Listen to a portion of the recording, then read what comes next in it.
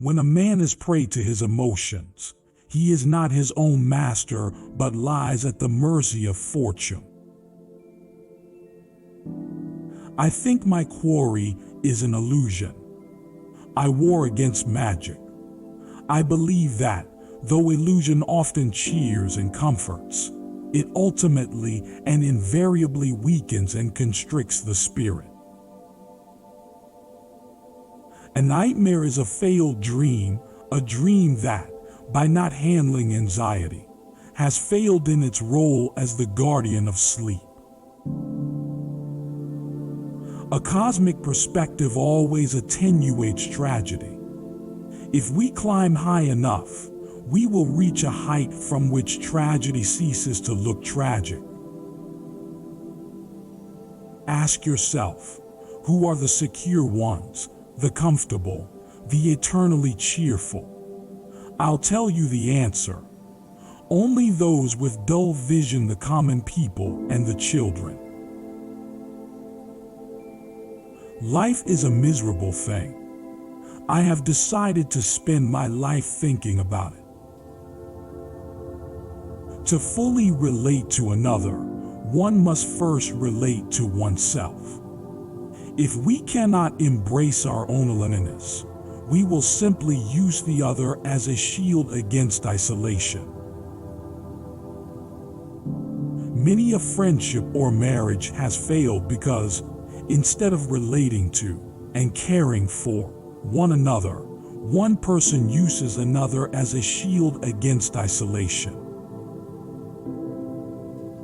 The spirit of a man is constructed out of his choices. I have noted two particularly powerful and common methods of allaying fears about death, two beliefs or delusions that affords a sense of safety. One is the belief in personal specialness. The other is the belief in an ultimate rescue. I must stop him from being one of those who call themselves good because they have no claws. You will search the world over and not find an unsuperstitious community. As long as there is ignorance, there will be adherence to superstition. Dispelling ignorance is the only solution. That is why I teach. How disquieting to realize that reality is an illusion, at best a democratization of perception based on participant consensus. It's no great mystery. If no one will listen, it's only natural to shout. Never take away anything if you have nothing better to offer. If you want to choose the pleasure of growth, prepare yourself for some pain. No rose without a thorn, but many a thorn without a rose. If we climb high enough, we will reach a height from which tragedy ceases to look tragic. None of my patients are really troubled by the idea that some part of what they say might be in a book in the future. Some have expressed the very opposite, feeling the fear that they would not be interesting enough to write about. Don't argue. You will lose, and even if you win, you lose. Not to take possession of your life plan is to let your existence be an accident. Love is not just a passion spark between two people. There is infinite difference between falling in love and standing in love. Rather, love is a way of being, a giving to, not a falling for, a mode of relating at large, not an act limited to a single person. I dream of a love that is more than two people craving to possess one another. One comprehends oneself in order not to be preoccupied with oneself. Look out the other's window. Try to see the world as your patient sees it. Death loses its terror if one dies when one has consummated one's life. It is easier, far easier, to obey another than to command oneself. The pain is there. When you close one door on it, it knocks to come in somewhere else. Despair is the price one pays for self-awareness. Look deeply into life, and you'll always find despair. Death and life are interdependent. Though the physicality of death destroys us, the idea of death saves us. Heidegger makes the distinction between being absorbed in the way things are in the world and being aware that things are in the world. And if you do the latter, you're not so worried about the everyday trivialities of life. For example, petty concerns about secrecy or privacy. If one is to love oneself, one must behave in ways that one can admire. As a general rule, the less one's sense of life fulfillment, the greater one's death anxiety. It's the relationship that heals, the relationship that heals, the relationship that heals my professional rosary.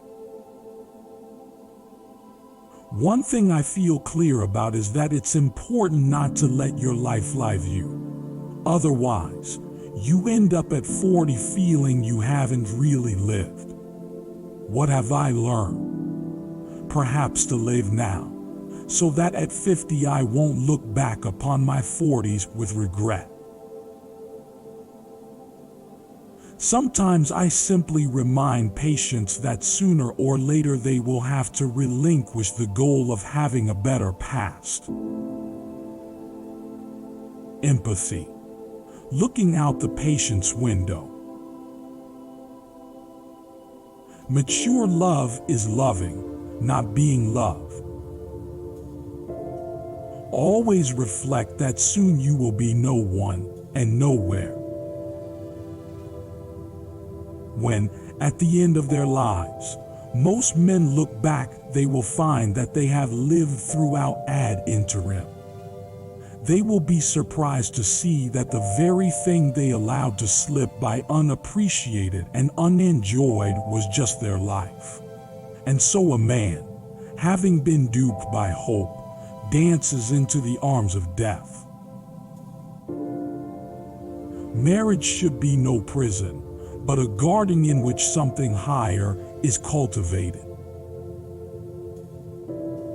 As we reach the crest of life and look at the path before us, we apprehend that the path no longer ascends but slopes downward toward decline and diminishment. From that point on, concerns about death are never far from mind. Though the physicality of death destroys us, the idea of death may save us.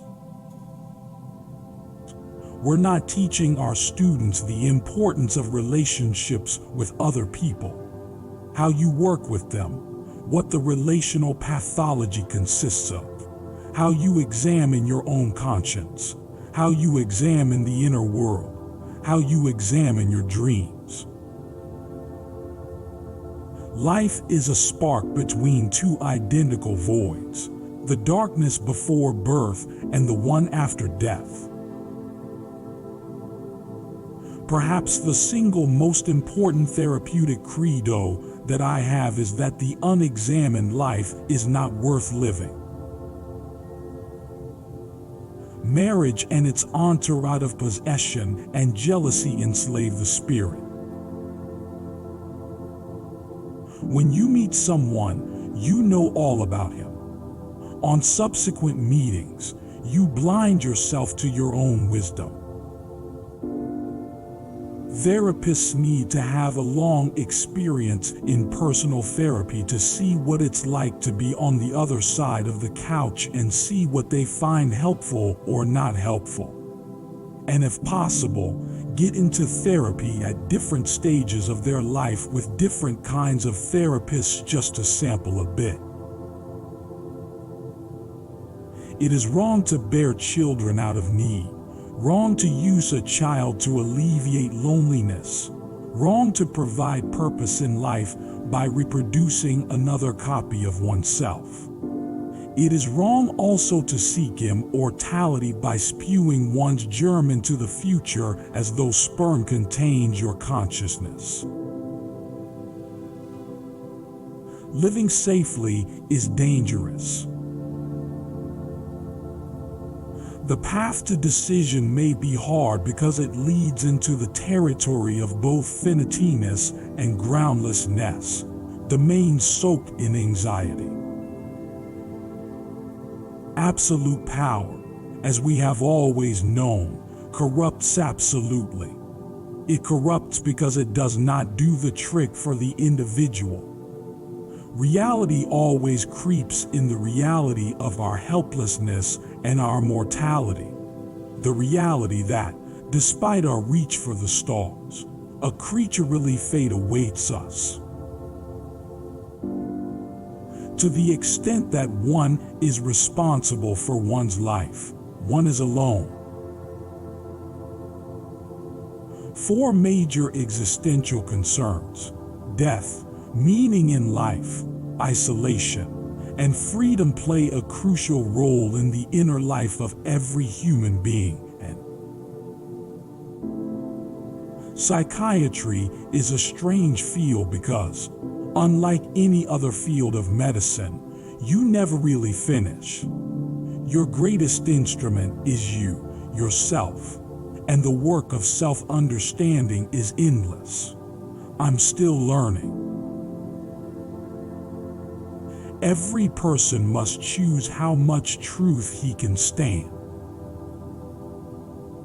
The last gift a parent can give to children is to teach them, through example, how to face death with equanimity. Despite the staunchest, most venerable defenses, we can never completely subdue death anxiety. It is always there, lurking in some hidden ravine of the mind. If I had to pick out a therapist in a movie that I'd like to go see as a personal therapist, it would be Robin Williams in Good Will Hunting. Death cures psychoneuroses. In a sense, all these neurotic concerns, fear of rejection, interpersonal concerns seem to melt away, and people get another perspective on their lives. The important things are really important, and the trivia of life is trivialized. If one is to learn to live with the dead, one must first learn to live with the living. More in love with desire than with the desire. Psychotherapy is a cyclical process from isolation into relationship. It is cyclical because the patient, in terror of existential isolation, relates deeply and meaningfully to the therapist and then, strengthened by this encounter, is led back again to a confrontation with existential isolation. I wonder if you can ever be at home anywhere, because home is not a place, it's a state of mind. Really being at home is feeling at home in your own skin, or perhaps you have been searching for home in the wrong place all your life. Does a being who requires meaning find meaning in a universe that has no meaning?